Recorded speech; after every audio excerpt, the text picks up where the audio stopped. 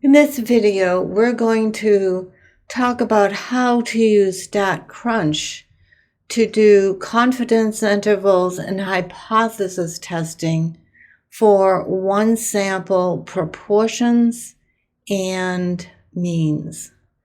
So our first example is a consumer advocacy group they published a study that said labeling of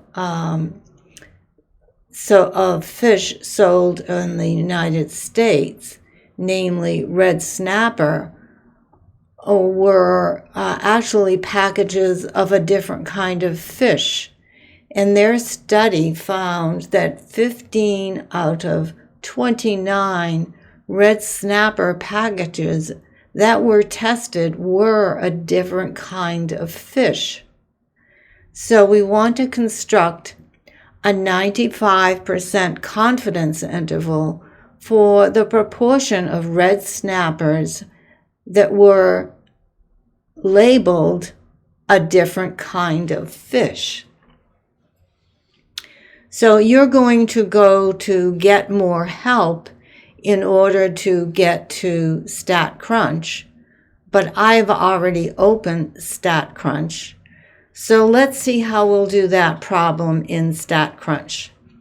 We will go under Stat, and under Stat, we will go under Proportion Stats.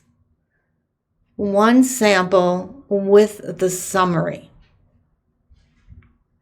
So how many were mislabeled? 15. And how many altogether were tested? And we wanted a 95% confidence interval, and it's already set for that. So we're going to compute, and here's our solution. Our solution is, let's round to 2 decimal places, and we'll probably want to convert this to a percent, and it would be 33.54%, and 69.9 would make it 70%, 67%.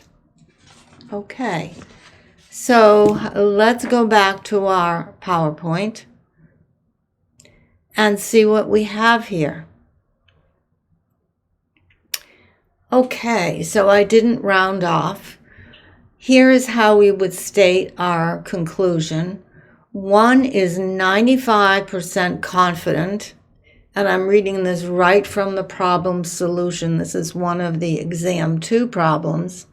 One is 95% confident that between 33.5 and 69.9 of all red snappers, and this is important, be very specific, sold in food stores and restaurants in these 3 states are not actually red snappers. Well, let's move on to another situation. This one has to do with means, not proportions. And we wonder, what are the chances that your flight is going to leave on time?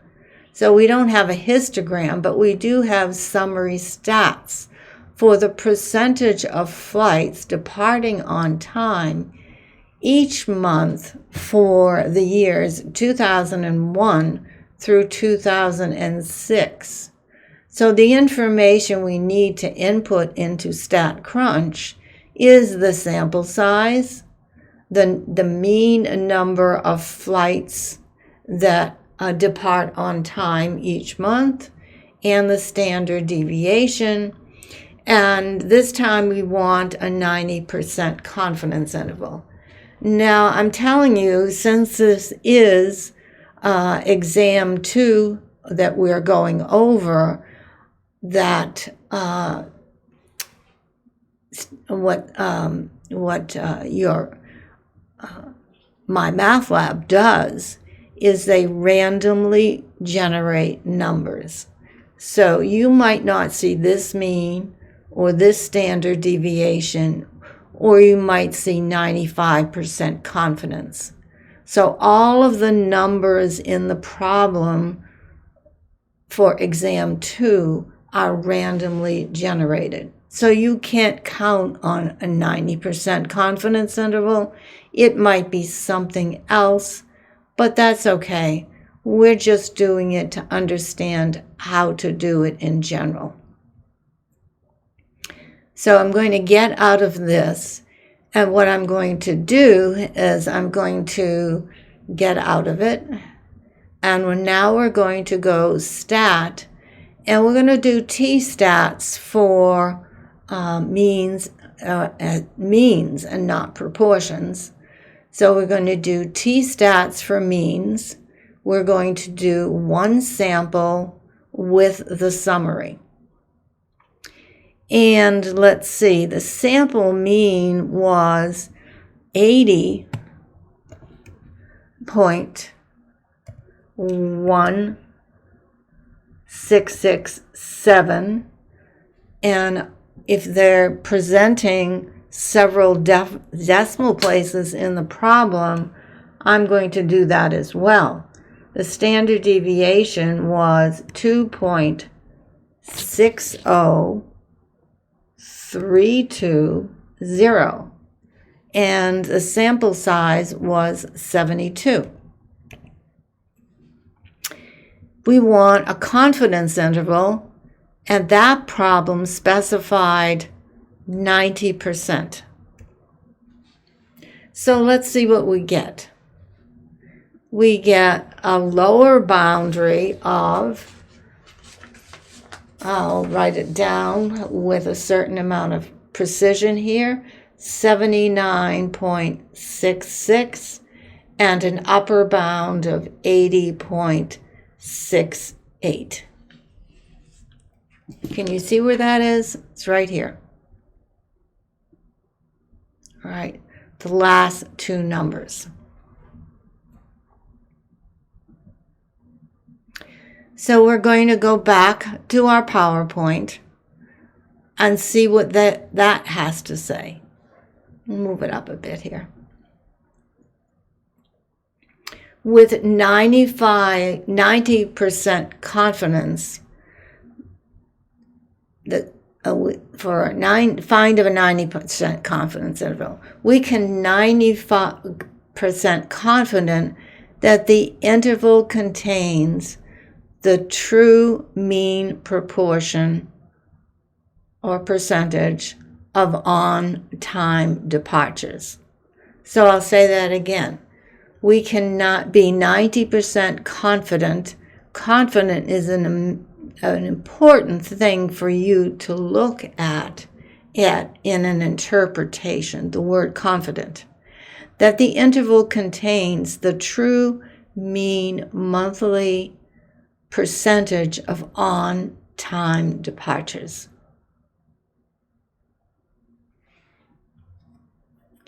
Okay, and I didn't output how many decimal places, but jot it down to a half a dozen decimal places so that you will be ready for having to supply several decimal places.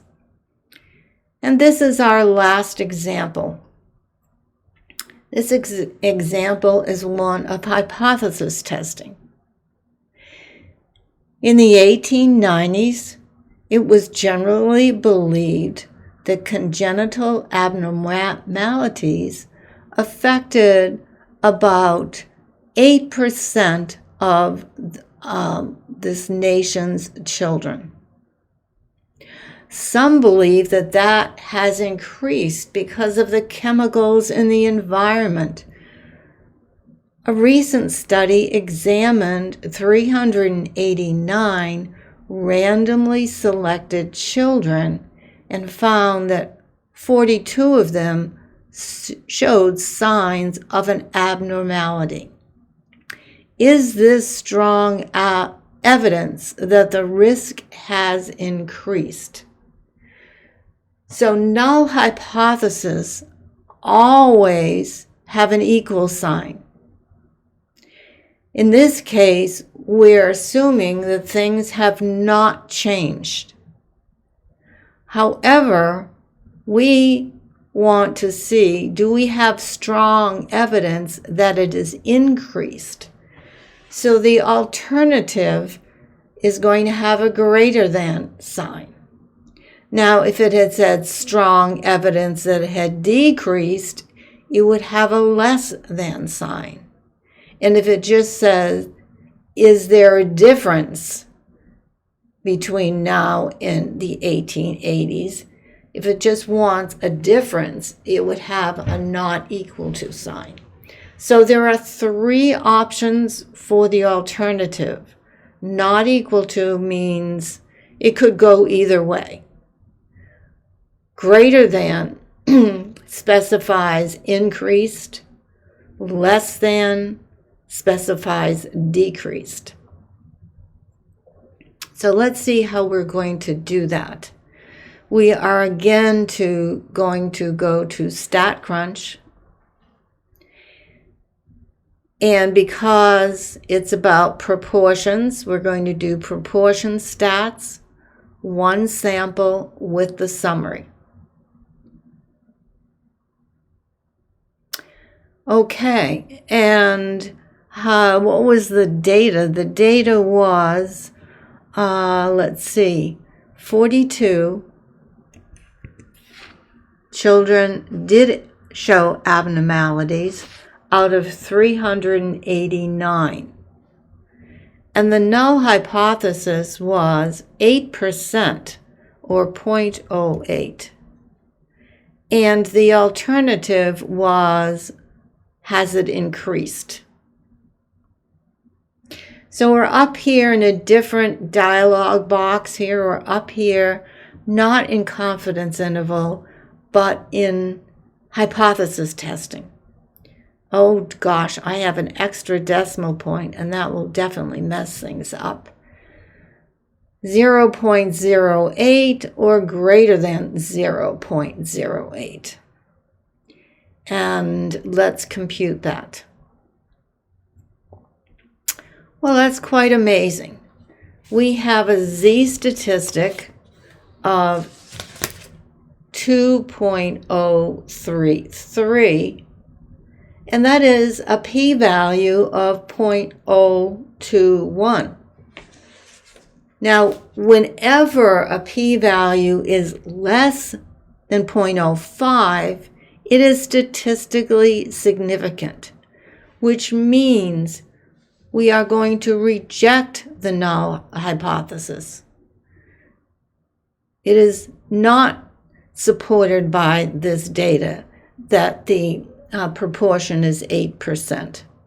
So we're going to go with the alternative. So p-values less than 0.05, you reject the null hypothesis, and you explain what the alternative says. So let's go ahead and check our PowerPoint here. Sure enough, there's the z-score, and they should have called this a t-score. And unknown caller.